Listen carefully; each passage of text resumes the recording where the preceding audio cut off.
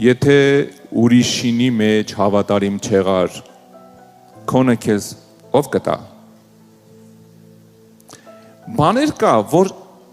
ոչ թե ուրիշին են նենց, որ քեզ չի պատկանում, բաներ կա, որ ուրիշի համար ես անում, ու այդ բաներից կարևորագույնը գիտես որն է, գնացեք ամբողջ աշխարհը ավետարանը քարոզեք։ Այդ էից է սկսում կանչդ, երբ որ քո շուրթերը դառնում են ավետարանչի շուրթեր։ Կապ չունի այդ ամբողջ աշխարհը ձեր հարևանների հետ շրջապատն է, քո աշխատանքի տեղն է, ավտոբուսն է, որի մեջ ես դու։ Թե ինչ որ մի հատ մեծ երկիր է, Նինվեի նման մեծ քաղաք է, կապ չունի։ Ամեն ինչ սկսվում է քո շուրթերից իշի։ Մեր կյանքում, մեր քրիստոնեական կյանքում ամեն ինչ սկսվում է մեր շուրթերից։ Այս շուրթերը սկսում են աղոթել, այս շուրթերը ապաշխարության աղոթք են անում, այս շուրթերը գնում Հիսուս են քարոզում, այս շուրթերը սեր են ցանում, այս շուրթերը ասում են Տերը կենթանի է։ Ամեն ինչ դից է սկսում։ Հա?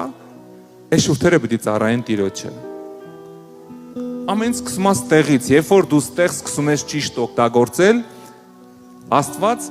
այստեղ էլ առաջադրանքներ է սկսում տալ։ Եթե սա ճիշտ չի աշխատում, ստեղից հայոյան կանեց կա դուս գալիս, դե առաջադրանքները կարան խառնվեն իրար։ Դրա համար գնացեք ամբողջ աշխարհը ավետարանը քարոզեք։ Այստեղից սկսի, հա?